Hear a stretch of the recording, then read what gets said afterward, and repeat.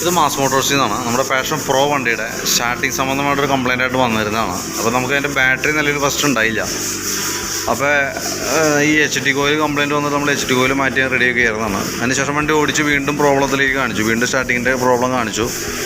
അത് കഴിഞ്ഞ് വന്നപ്പോൾ നമ്മൾ ബാറ്ററി ഒരെണ്ണം കണക്ട് ചെയ്തപ്പോൾ തന്നെ വണ്ടി സ്റ്റാർട്ട് ചെയ്യാറുണ്ട്. ശരിക്കും അതിൻ്റെ പ്രോബ്ലം എന്ന് പറഞ്ഞാൽ ഈ CD യൂണിറ്റിൻ്റെ തന്നെയാണ് കേട്ടോ. ഞാനപ്പോൾ അതിൻ്റെ കോൺടാക്റ്റുകളൊക്കെ ഒന്ന് ശരിക്കും ക്ലീൻ ചെയ്ത് ചെറിയൊരു ക്ലാവ് പോലെയൊക്കെ ഉണ്ട്. അപ്പോൾ അതൊക്കെ ഒന്ന് ക്ലീൻ ആക്കിയിട്ടൊന്ന് റീസെറ്റ് ചെയ്തിട്ടുണ്ട്. പിന്നെ വയറിങ്ങിൻ്റെ ഭാഗം, അതായത് 2 പ്രാവശ്യം ഫ്യൂസ് അടിച്ച് പോയിരുന്നു. വയറിങ്ങിൻ്റെ ഭാഗം കൂടി നമ്മളൊന്ന് ചെക്ക് ചെയ്ത് നോക്കി. പക്ഷേ പറയത്തക്ക ഒരു കംപ്ലയിൻറ്റ്സ് വയറിങ്ങിൻ്റെ ഭാഗത്തുനിന്ന് കാണുന്നില്ല. എന്നാലും ഞാൻ വരാൻ സാധ്യതയുള്ള മെയിനായിട്ടുള്ള ലൈനുകളൊക്കെ ഒന്ന് ഇൻസുലേറ്റ് ചെയ്തിട്ട് കയറ്റിയിടാം. വേറെ പ്രോബ്ലം എന്തെങ്കിലും ഉണ്ടെന്നുണ്ടെങ്കിൽ മിക്കവാറും 99% ആ CD യൂണിറ്റുമായി ബന്ധപ്പെട്ടൊരു കംപ്ലയിൻ്റ് ആണ്. അതിപ്പോൾ ഞാൻ നോക്കിയത് ക്ലിയർ ചെയ്തേക്കാം. കാരണം മെയിനായിട്ട് പറഞ്ഞല്ലേ ഫ്യൂസ് ആ ബാറ്ററി കണക്ട് ചെയ്യുമ്പോൾ തന്നെ ഫ്യൂസ് പോവാറുന്നു. അപ്പോൾ അത് കാരണം അതിൻ്റെ മെയിനായിട്ടുള്ള ലൈനുകളൊക്കെ തന്നെ ഇൻസുലേറ്റ് ചെയ്തിട്ട് സെപ്പറേറ്റ് ഇൻസുലേറ്റ് ചെയ്ത് നമുക്ക് കവർ ചെയ്തേക്കാം കേട്ടോ. വേറെ പ്രശ്നങ്ങളൊന്നും പ്രത്യക്ഷത്തിൽ നോക്കുമ്പോൾ എങ്ങും ഷോർട്ടേജോ കാര്യങ്ങളൊന്നും വയറിങ്ങിൻ്റെ ഭാഗത്ത് കാണുന്നില്ല.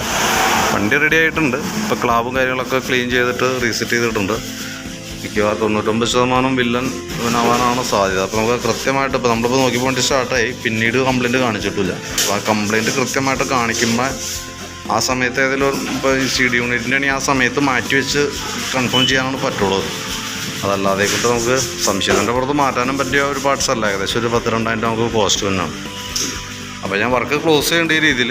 പിന്നെ ഇപ്പോൾ പുതിയ ബാറ്ററി വെച്ചേക്കണേ. അപ്പോൾ വണ്ടിമേന്ന് കയറുന്ന ചാർജിൻ്റെ ഫങ്ഷനൊക്കെ കറക്റ്റാണ്. ഞാൻ സ്റ്റാർട്ട് ചെയ്തിട്ട് അതിൻ്റെ ചാർജൊക്കെ ഒന്ന് ചെക്ക് ചെയ്തിരുന്നു. ഞാൻ അതും കൂടി ഇതിനകത്തുനിന്ന് അപ്ഡേറ്റ് ചെയ്യാം.